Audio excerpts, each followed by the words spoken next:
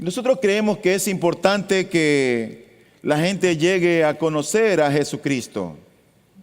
La gente debería de conocer al Señor de manera constante, sobre todo aquellos que hemos nacido de nuevo.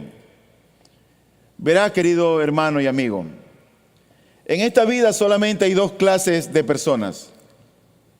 Las personas que no conocen a Cristo, que son la mayoría, y las personas que conocemos a Cristo, que es la minoría. No hay más. O un grupo conoce a Cristo o no lo conoce a Cristo.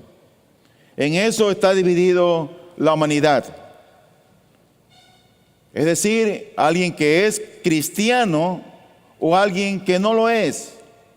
Esto no tiene nada que ver con las religiones, ni con cuánta teología alguien tenga en la cabeza, sino simplemente entender si conoce a Cristo o si no lo conoce a Cristo. Nada más. Así que, por este motivo es que las Escrituras afirman esta gran verdad. Por ejemplo, en el libro de Juan, capítulo 1, versículo número 10, dice la Biblia: en el mundo estaba y el mundo fue hecho por medio de él. Y luego dice, y el mundo no lo conoció. Cristo Jesús, siendo Dios, se hizo hombre, vino a este mundo y la gente no se dio cuenta quién era él. La gente no lo conoció. No supo quién era él. Por eso lo crucificaron. Pero por otro lado, en el mismo Evangelio, en el capítulo 10, versículo 14, Jesús afirmó y él dijo: yo soy el buen pastor y conozco mis ovejas, y las mías me conocen. Ahí están los dos grupos de personas. Un grupo que no le conoce y está el otro grupo que le conoce. Ahora, la vida eterna consiste en conocerle. No conocer a Cristo significa no tener la vida eterna y viceversa. Si alguien no tiene la vida eterna, es porque no le conoce. Solamente cuando Cristo ha sido revelado a nuestras conciencias, a nuestra mente, a nuestro corazón, es que podemos amarle, es que podemos servirle, es que podemos seguirle. Si no conocemos a Cristo, solamente tendremos una religión. Si alguien no tiene a Cristo en su corazón, tendrá vida, pero no tendrá vida abundante, ni tampoco vida eterna. La vida abundante es el resultado de conocer a Cristo. La vida abundante es el resultado del nuevo nacimiento. Tenemos vida abundante en medio de las pruebas, de las dificultades, de la escasez, de la necesidad. Pero esa vida abundante solamente la da Cristo a sus hijos. Por eso es que la Biblia nos dice en Juan 17:3, y esta es la vida eterna, que te conozcan a ti. Mira, no es que vayas a la iglesia, no es que te bautices. La vida eterna es que te conozcan a ti, el único Dios verdadero, y a Jesucristo, a quien has enviado. Eso a mí me deja ver que no importa cuánto tiempo alguien esté asistiendo a la iglesia. No importa si alguien nació en un hogar cristiano. No importa si eres bautizado. Si no conoce a alguien a Cristo, esa persona está muerta en sus delitos y pecados y no podrá tener vida abundante ni tampoco tendrá vida eterna. Así que nosotros este año, el plan de la iglesia para todos los feligreses, para todos los que nos visitan, para todos los que vienen, es estudiar acerca de Cristo, de conocer acerca de quién es Él. Por eso estamos estudiando conociendo a Dios el Hijo y su gloriosa salvación. Estamos estudiando acerca de Cristo el mediador de ese nuevo pacto. Mira, toda nuestra doctrina, todo lo que nuestra iglesia cree, está resumido en la Segunda Confesión de Fe de Londres de 1689. Si tú quieres saber dónde está resumida nuestra doctrina, está resumida allí, en la Segunda Confesión de Fe de Londres. Tú puedes decir, pastor, pero yo creo en la Biblia. Sí, nosotros también creemos en la Biblia. La Biblia, no hay libro como la Biblia. La Biblia es el libro inspirado de Dios. La Biblia es inerrante. La Biblia es la palabra de Dios. Pero este documento, donde está resumida nuestra doctrina, es un documento público. Y como un documento público, este libro puede ser examinado, puede ser criticado a la luz de la Biblia. Y ver si lo que allí se dice es conforme a las Escrituras. Y si no es conforme a las Escrituras, uno va a rechazar aquello. Porque tú te das cuenta que hoy en día los testigos de Jehová, los mormones, la iglesia católica, todo el mundo tiene la Biblia y todo el mundo cree en la Biblia. Pero ¿dónde está la doctrina de cada iglesia? Bueno, las doctrinas más importantes en las que nosotros creemos están resumidas en la Segunda Confesión de Fe de Londres de 1689. Por lo tanto, esa Segunda Confesión de Fe de Londres no es un libro inspirado, solo la Biblia es inspirada. Eso estamos seguros. Pero esta confesión que reúne las doctrinas en las cuales creemos, habla sobre Jesús y dice que Jesucristo fue hecho profeta, sacerdote y rey. Entonces uno tendría que ir a la Biblia a ver si que la Biblia dice eso que la confesión afirma. De hecho, en la misma Biblia hay confesiones que se afirman, que se dicen en las cartas, sobre todo que escribe el apóstol Pablo. Así que cuando nosotros vemos la confesión que dice que Jesucristo fue hecho profeta, sacerdote y rey, uno llega a la conclusión de que la Biblia mismo menciona que Él es sacerdote por una razón, porque intercede por nosotros.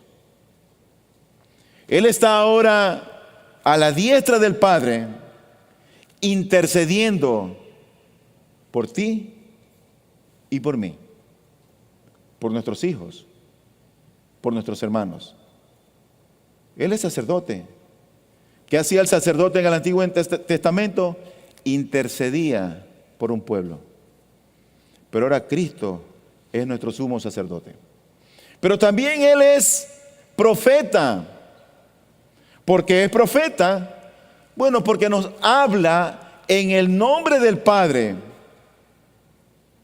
Dios ahora le ha placido hablar por medio de su Hijo, dice la Escritura. Pero también Cristo es rey. Él es el rey de los reyes. Él es el Señor de los señores. ¿Por qué Él es rey? Bueno, porque reina sobre su pueblo. Yo tengo un rey. Mi rey es Jesús. Si tú eres un creyente, tu rey debería ser Jesús. Entonces yo quiero leer lo que dice la confesión, porque eso es, yo diría que el mejor bosquejo que puedo encontrar para llevar esta serie de instrucciones.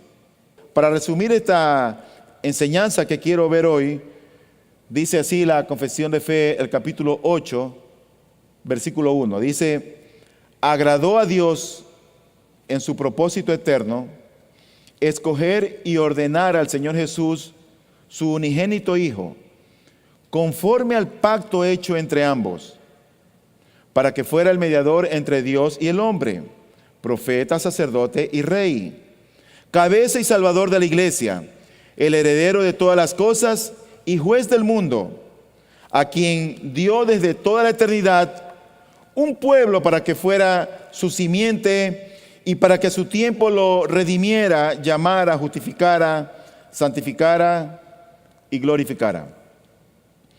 Eso dice este documento que fue escrito un poco antes de 1689, ahí fue publicado, y donde está resumida nuestra doctrina acerca de la iglesia, acerca de las escrituras, acerca de Dios, acerca del matrimonio, acerca del bautizo, acerca del decreto de Dios, acerca de los pactos. Así que el día de hoy yo pretendo ver con ustedes, habiendo visto ya el domingo pasado acerca de Cristo como mediador y cómo fue Él elegido, el día de hoy vamos a ver el fundamento de su elección. ¿En qué fue lo que fue el soporte o la zapata para que Cristo haya sido elegido como ese mediador de ese nuevo pacto en el cual todo su pueblo, la iglesia, nos sentimos favorecidos con el Señor? Mi primer punto entonces en esta mañana es ver acerca de cómo vamos a definir y cómo vamos a ver el fundamento de la elección de Cristo. Bueno, la Biblia enseña explícitamente un fundamento de pacto para la obra de Jesucristo como mediador de ese nuevo pacto. Cristo Jesús, vimos nosotros el domingo pasado que Él fue el elegido, que Dios el Padre se agradó en Él, estuvo complacido en elegirlo a Él. Su pureza, su santidad, su perfección, lo calificaban para elegirlo como el mediador del nuevo pacto. Dios el Padre no pensó en un serafín, no pensó en un querubín, no pensó en un ángel, pensó en su Hijo Jesucristo. Y Él fue elegido para que sea el mediador, el intermediario entre Dios y los hombres. Ahora, ¿qué es un pacto? Él es el mediador del nuevo pacto. ¿Pero qué es un pacto? Un pacto no es más que un compromiso o promesa juramentada o jurada. Es decir, que es un compromiso que está atado por un juramento. Ese es un pacto. Tal pacto existe entre el Señor y su Cristo. Tú vas a la Biblia y tú vas que hay un pacto entre ellos, hay un juramento entre ellos. Por ejemplo, en el Salmo 110, versículo 4, la Escritura está hablando de esa relación pactual. Y dice este texto: el Señor ha jurado y no se retractará. Y hablando de Cristo dice: tú eres sacerdote para siempre.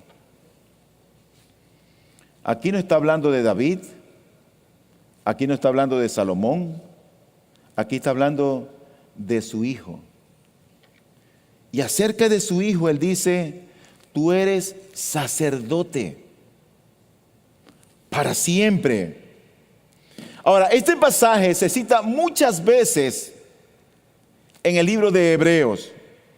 Las implicaciones que tiene este juramento de pacto son expuestas en otros textos. Por ejemplo, en el libro de Hebreos, en el capítulo 5, versículos 6 y 10, dice la Biblia, como también dice en otro pasaje: tú eres sacerdote para siempre según el orden de Melquisedec, siendo constituido por Dios sumo sacerdote según el orden de Melquisedec.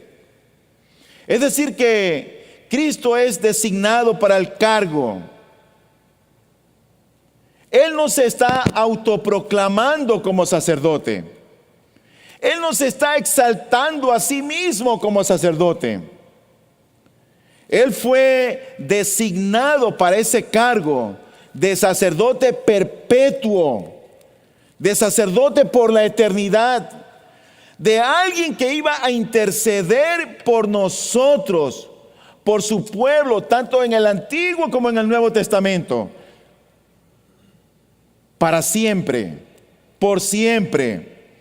Hebreos 7:17 dice: pues de Él se da testimonio. ¿Qué se da testimonio de Él? Oiga esto: tú eres sacerdote para siempre según el orden de Melquisedec. ¿Tú recuerdas a Melquisedec? Es ese tipo de Cristo que se le aparece a Abraham.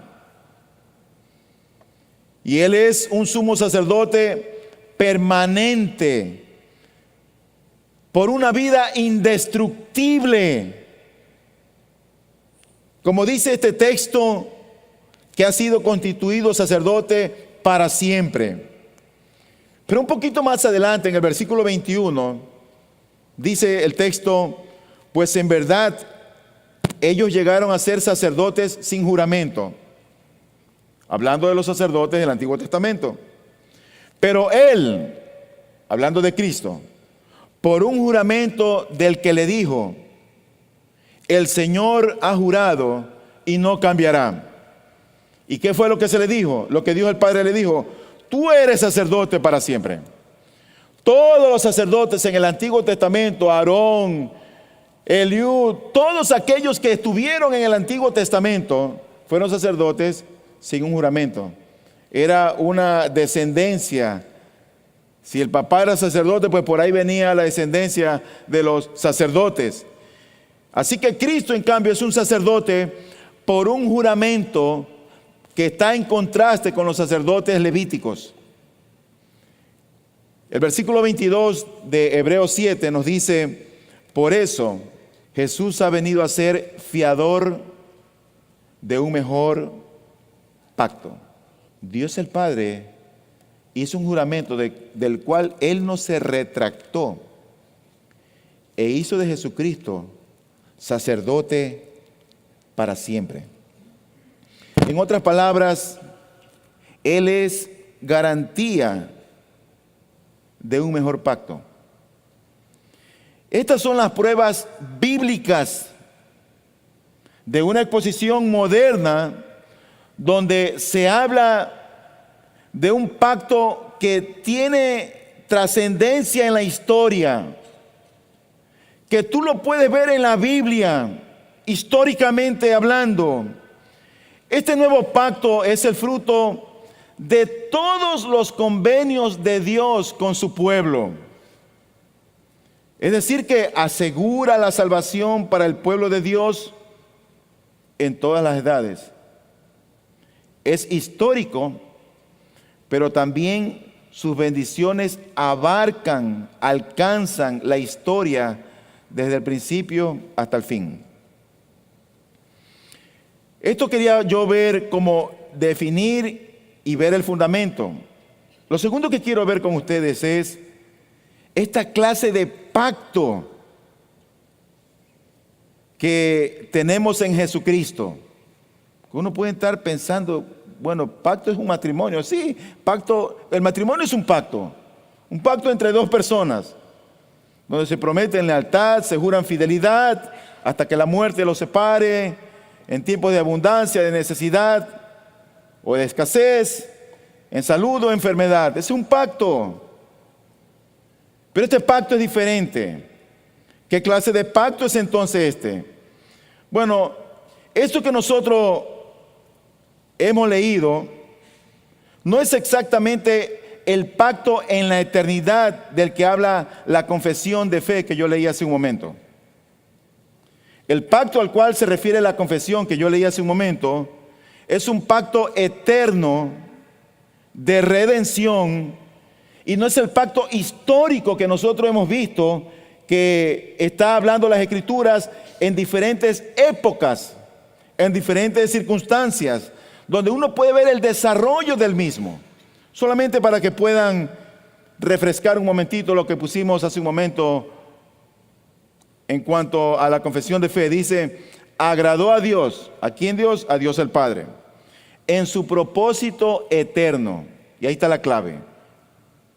Ese fue un propósito eterno de Dios. Le agradó a Dios en ese propósito eterno escoger y ordenar al Señor Jesús, su unigénito Hijo. Y oiga esto: conforme al pacto hecho entre ambos. Es decir, entre Dios Padre y Dios Hijo, para que fuera el mediador entre Dios y el hombre, profeta, sacerdote y rey, cabeza y salvador de la iglesia, el heredero de todas las cosas y juez del mundo, a quien dio, oiga esto, desde toda la eternidad. Este es un pacto que está hablando acerca de la eternidad pasada, cuando fue hecho el mediador del nuevo pacto. Pero lo que hemos leído nosotros es un pacto histórico. Ahora yo quiero hacer algunas aclaraciones para no confundirnos. Este pacto histórico que nosotros hemos leído en la Biblia, que está en el libro de Hebreos y que lo leímos también en el libro de los Salmos, se revela primero a Adán en la promesa de salvación por parte de la simiente de la mujer. ¿Tú recuerdas cuando Adán pecó? ¿Y qué es lo que dice Dios? Él hace una promesa allí divina referente a la simiente de la mujer, que era de donde iba a venir Cristo, que iba a aplastar la cabeza de la serpiente, aunque ella, la serpiente, le iba a afectar el talón. Ese pacto histórico primero se revela a Adán, luego pasa a Noé, después a David, lo confirman los profetas, y finalmente con pasos más profundos, más agigantados, más claros, tú ves ese pacto que Dios ha hecho en el Nuevo Testamento. Y todo lo que tú ves en la Biblia hace referencia a ese pacto histórico de la gracia. Está en la historia escrito, uno lo puede leer. El pacto que habla la confesión es un pacto en la eternidad. Ahora, debemos notar la referencia al pacto eterno de redención, donde se fundamenta el pacto histórico de gracia. Y se basa en esa transacción de pacto eterno que fue nada más ni nada menos entre el Padre y el Hijo acerca de la redención de su pueblo, de los escogidos o de sus hijos. ¿Qué significa eso? Eso significa que Dios el Padre escogió mediante ese pacto a su Hijo en la eternidad. Pero también nos escogió a nosotros, que ahora somos hijos de Él, también en la eternidad. En la eternidad. Mira lo que dice la Escritura en Jeremías 31:3. Dice: desde lejos el Señor se le apareció diciendo: con amor eterno te he amado, por eso te he atraído con misericordia. En todas las edades, en todas las épocas o tiempos, Dios ha tenido siempre un pueblo a quien Él ha amado. ¿Sabes desde cuándo? Desde la eternidad. Desde la eternidad. ¿No es precioso entender eso? ¿No es precioso saber que Dios te ha amado, que Dios me ha amado desde la eternidad pasada? ¿No es maravilloso saber que Dios antes de la fundación del mundo ya te amaba? No tuvimos que hacer nada en particular para ganarnos el favor de Dios. La elección de Dios, la salvación de Dios, no fue por algo bueno que Él vio en nosotros. Fue incondicional. Él nos amó a pesar de todo lo perverso, malo y crueles que podamos ser. Pero un día nos reveló a Cristo. En su plan perfecto estaba revelarnos a Cristo, abrir nuestro entendimiento para que le veamos como Él es y le amemos. Le amemos. Y nosotros le amamos a Él. ¿Sabe por qué? Porque Él nos amó primero. ¿Desde cuándo? Desde la eternidad pasada, mi hermano.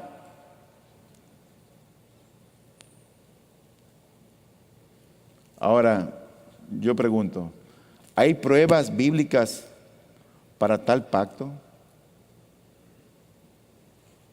Y este es mi último punto, un poquito más largo. ¿Cuál es el apoyo bíblico? Cuando tú vas a las Escrituras, sin lugar a dudas que no hay un uso explícito de la palabra pacto en la Biblia para referirse a tal pacto entre el Padre y el Hijo. Pero hay una referencia a una promesa hecha en la eternidad que está sellada con un juramento. No está la palabra pacto. Como en otros textos tú los encuentras muy claramente. Pero hay evidencia de una transacción en la eternidad pasada entre el Padre y el Hijo. Y esta transacción no se describe en términos de esa palabra pacto, sino con una promesa. Es importante que entendamos eso, porque cuando Dios promete, Dios cumple. Uno tiene que saber que Dios no es hombre para que mienta, ni Él es hijo de hombre para que se arrepienta. Nosotros hoy decimos sí, mañana cambiamos de parecer. Somos volubles.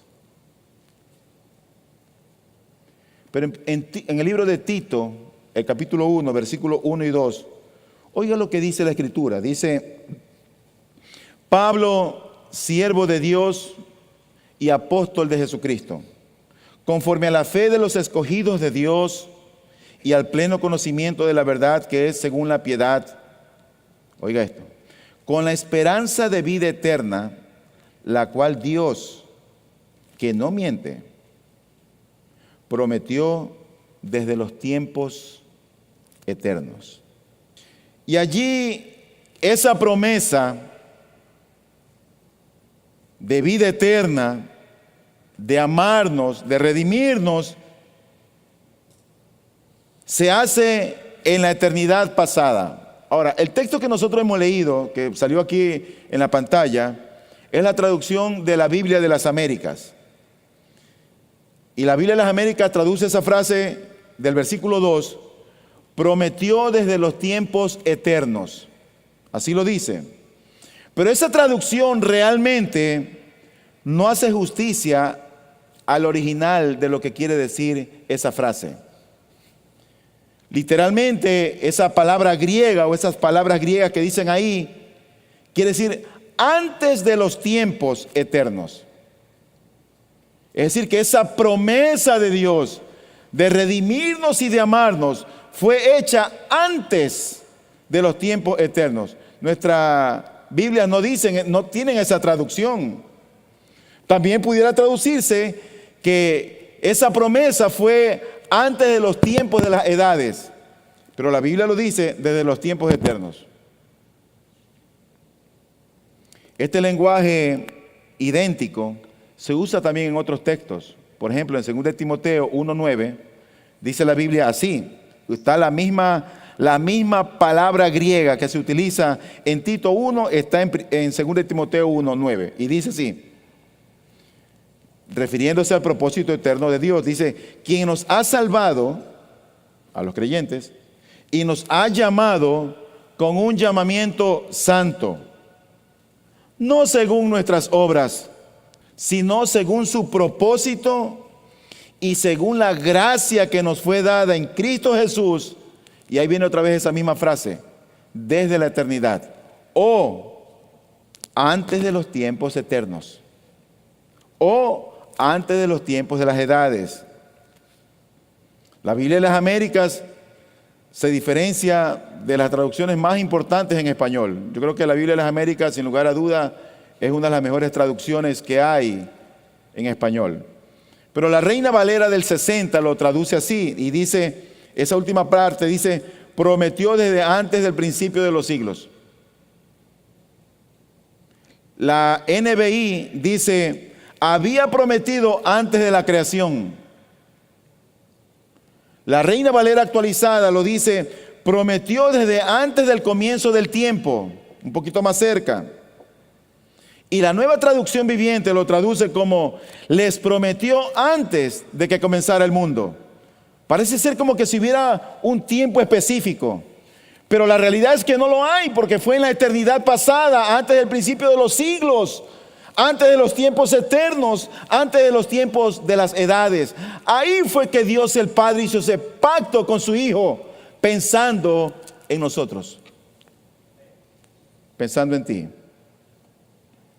Ahora, ¿cuál es el apoyo válido para esta entonces declaración confesional?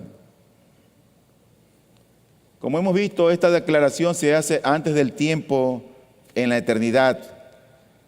Por lo tanto, nosotros debemos de pensar en uno, si se hace antes del tiempo de las edades, antes del tiempo de la eternidad, nosotros debemos de pensar ahora en uno a quien se hace una promesa y uno por quien se hace esa promesa. Es decir, de alguien que ha vivido por la eternidad, y ese único es Cristo. En esa relación intertrinitaria entre Dios Padre, Dios Hijo y Dios Espíritu Santo, estuvieron de acuerdo en que Cristo el Señor se humane para ser Él el mediador del nuevo pacto. Alguien que está ahora intercediendo por nosotros. Por eso es que nosotros debemos de pensar en el eterno Padre y en el eterno Hijo. Y esto describe la elección eterna del Padre en Cristo de un pueblo como una promesa hecha a su Hijo. O sea que todos los creyentes, querido hermano, amigo, cuando vienen a Cristo, no es una conversión circunstancial que ocurre. Ese plan de salvación ya estuvo decretado en la eternidad, pensando desde el mediador del nuevo pacto, pero pensando también en nosotros, pensando en ti. Tal promesa eterna se la ve en muchos textos de las Escrituras. Por ejemplo, en el libro de Efesios capítulo 1, versículo 4. Mira lo que dice allí. Según nos escogió en Él, ¿cuánto? ¿En el 2019? ¿2018? ¿En el 2014? No, que yo me convertí en tal fecha. Ahí fue que tú... No, Él te escogió, Él me escogió antes de la fundación del mundo. Antes. ¿Para qué? Para que fuéramos santos y sin mancha delante de Él. Es decir que Él nos eligió en la eternidad pasada. El resultado de ahora disfrutar la vida abundante en Cristo Jesús no es el resultado de estos últimos 4, 5, 6, 8 o 20 años que Dios te ha elegido. Es el resultado del plan perfecto que Dios tuvo en la eternidad por su pueblo. Y está implícito en aquellos que fueron entregados por el Padre al Hijo. Mira lo que dice en Juan capítulo 6, versículos 37 y 39. Dice, todo lo que el Padre me da, vendrá a mí. Y al que viene a mí, de ningún modo lo echaré fuera. Pero Cristo ya ascendió. ¿Y cómo es que todavía gente viene a Cristo? Si Cristo ya no está. Es que no fueron elegidos para este año, o el venidero o el pasado. Fueron elegidos y vienen a Cristo porque fueron escogidos desde la eternidad. El versículo 39 dice, y esta es la voluntad del que me envió, que de todo lo que Él me ha dado, yo no pierda nada, sino que lo resucite en el día final. O O sea, tenemos una salvación tan segura. No se va a perder. Si tú eres un nacido de nuevo, si tú eres un verdadero hijo de Dios, tú vas a perseverar hasta el final. Vas a perseverar hasta el final, porque el Señor te va a sostener. Él te va a sostener. Juan 10:29 dice, hablando de esas ovejas dadas por el Padre al Hijo, dice: mi Padre que me las dio es mayor que todos, y nadie las puede arrebatar de la mano del Padre. ¿Tú te das cuenta de la seguridad con la que Cristo está hablando? Él es el mediador del nuevo pacto. Él es el enviado por Dios el Padre para asegurar una salvación. Mira, hay gente perversa y mala en este mundo que nos pueden quitar muchas cosas. Pero si algo nunca me quitarán a mí, es la salvación que Cristo me ha dado. Y a ningún cristiano, a ningún creyente. Te podrán arrebatar y quitar muchas cosas, pero la salvación que Cristo te ha dado, nadie te la va a poder arrebatar, porque tiene un sello, el sello de Cristo, el mediador del nuevo pacto, elegido por Dios el Padre. Me pregunto yo, ¿no es eso glorioso que Dios haya tenido esa gracia para conmigo que no lo merecía? ¿No es eso fantástico? Qué privilegio es decir, somos hijos de Dios. Qué privilegio.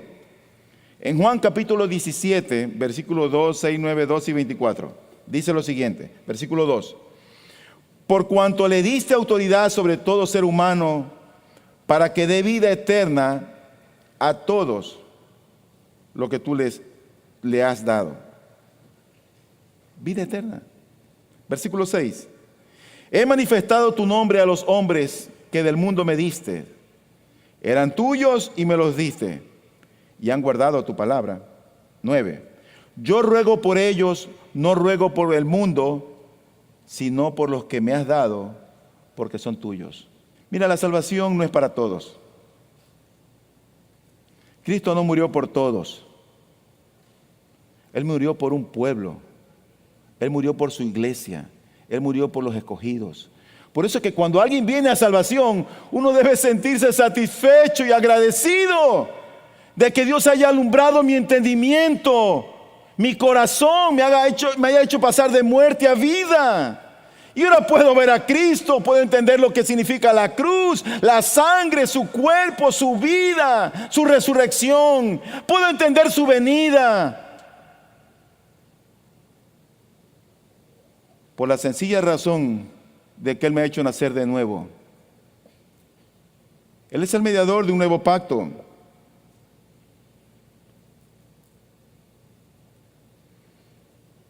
Dice el libro de Efesios: maridos, amad a vuestras mujeres,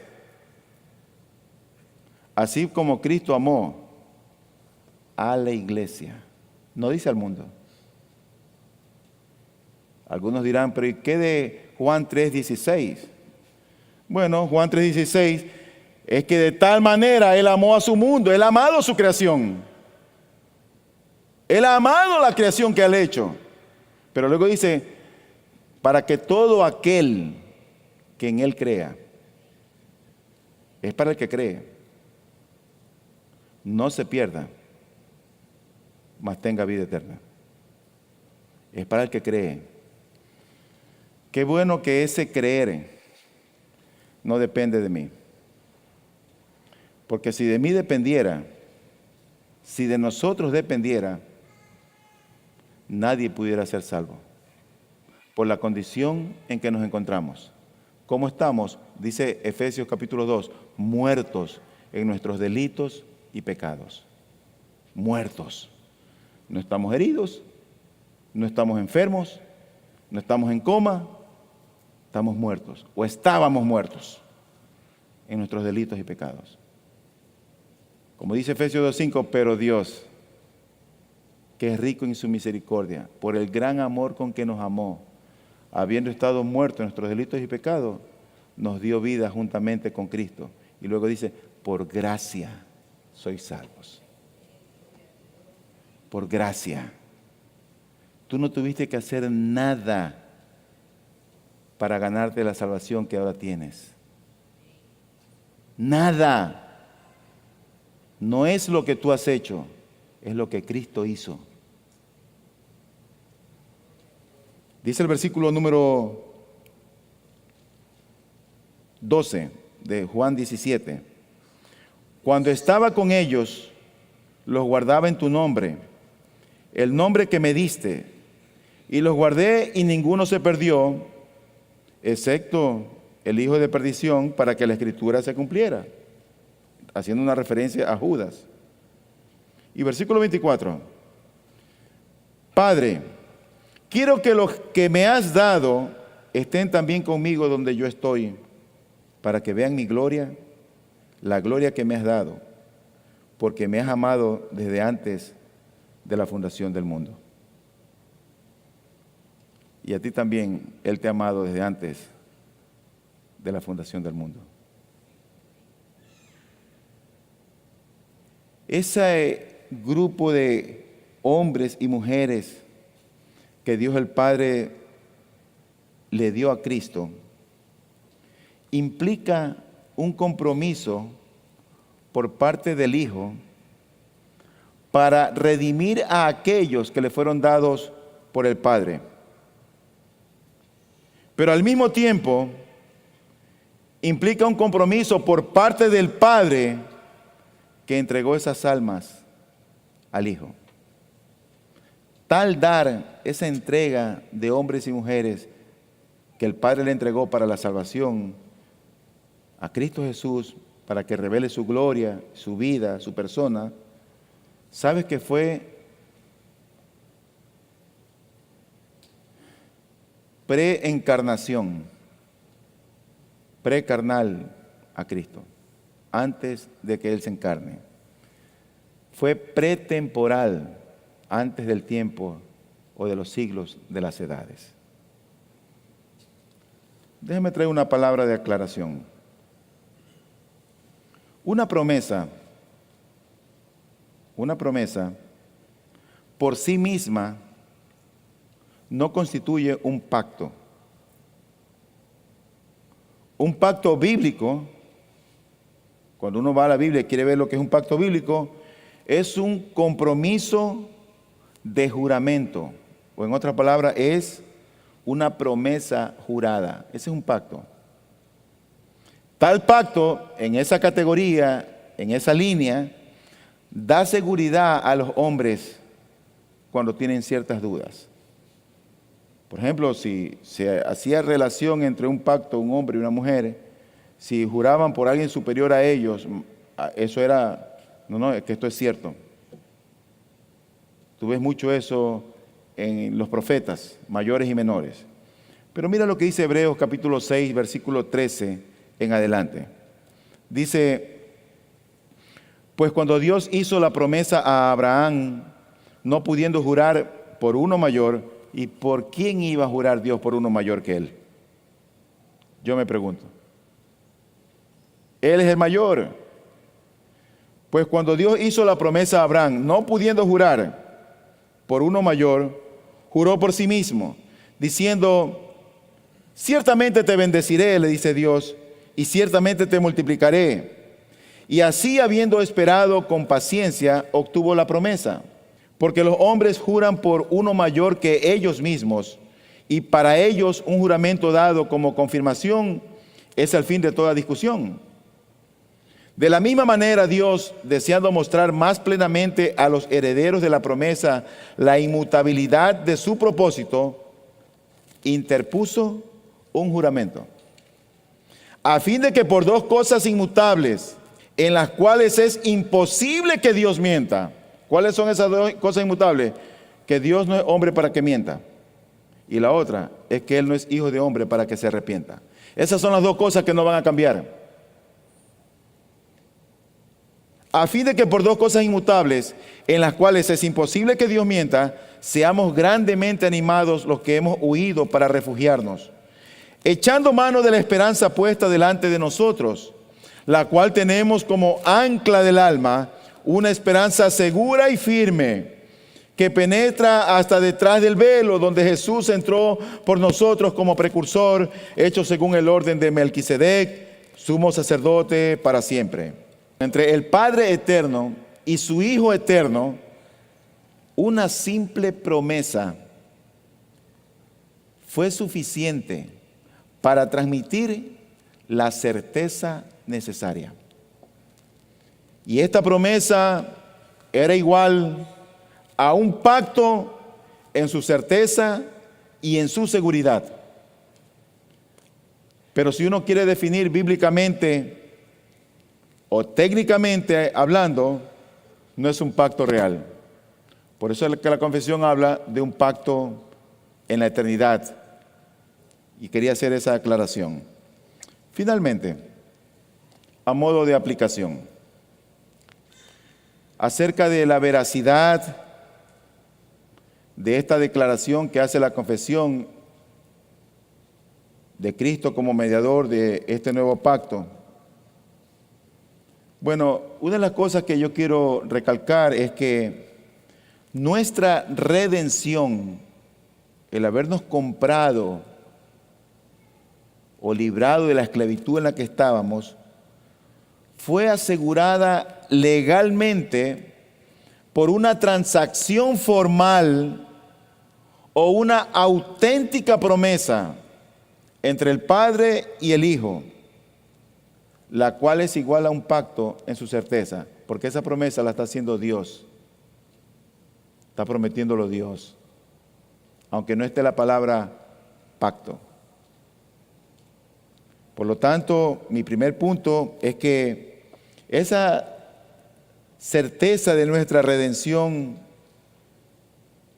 está autenticada por esa promesa, por lo que Dios le promete a Cristo cuando dice en el Salmo 110, versículo 4, que lo leímos: el Señor ha jurado y no se retractará.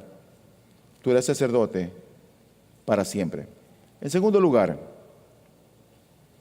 lo que se entiende por promesa eterna hace referencia al pacto eterno. Yo les recomiendo que ustedes puedan adquirir la Segunda Confesión de Fe de Londres y puedan leer, y ahí está nuestra doctrina, y si usted tiene alguna duda, la podemos discutir y conversar. Es ahí donde está resumida. Pero lo que se entiende por promesa eterna, hace referencia a un pacto eterno. En tercer lugar, la obra de Cristo por su iglesia, por su pueblo, por sus hijos, fue un éxito total a causa del compromiso del Padre. Fue un éxito total. Y esto está asegurado por la promesa del Padre al Hijo de recompensarlo. Por eso es que tú vas al Nuevo Testamento y tú has visto que no hay otro nombre bajo el cielo dado a los hombres en que podamos ser salvos. Cristo Jesús, hombre. No hay otro nombre.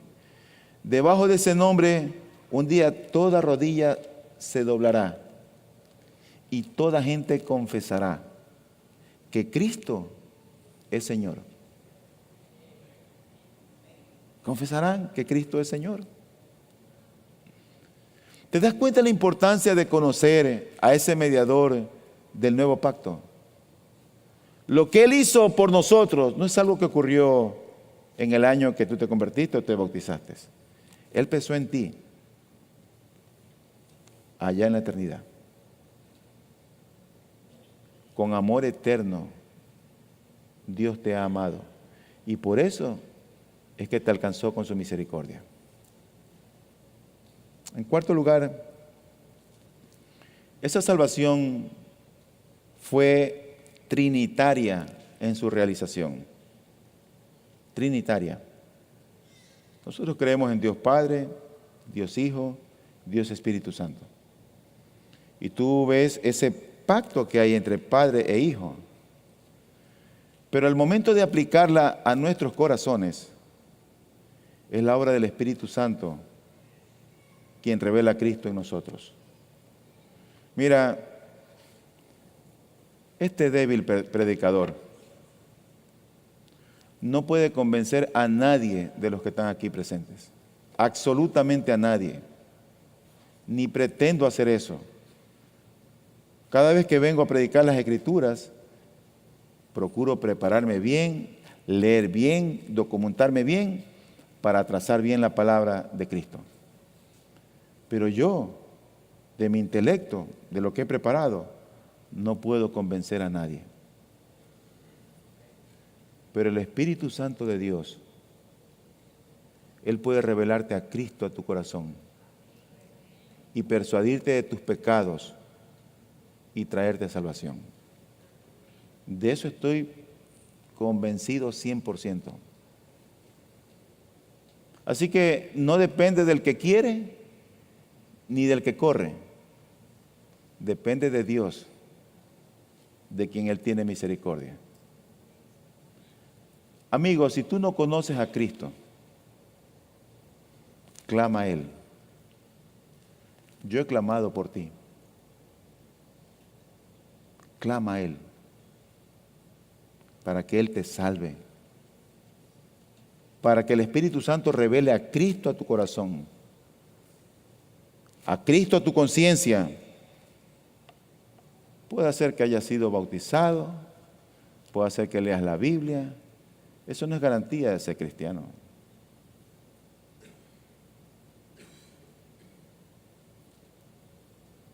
Un cristiano huele a cristiano, luce como cristiano. Finalmente, la promesa del Padre al Hijo incluía el Espíritu Santo de Dios para empoderar al mediador. Hoy en la mañana veíamos que cuando nosotros adoramos al Señor, nuestra adoración debe ser trinitaria, al Padre, al Hijo, al Espíritu Santo. Y la obra que Él hace en su iglesia, la obra que Él hace en los corazones, salvando, moldeando, corrigiendo, enderezando, revelando, es una obra por excelencia de Él. Mucho más en la salvación. Pastor, pero yo fui el que acepté una vez a Cristo. No. Cuando tú determinaste seguir a Cristo, es porque Él ya había obrado en ti antes.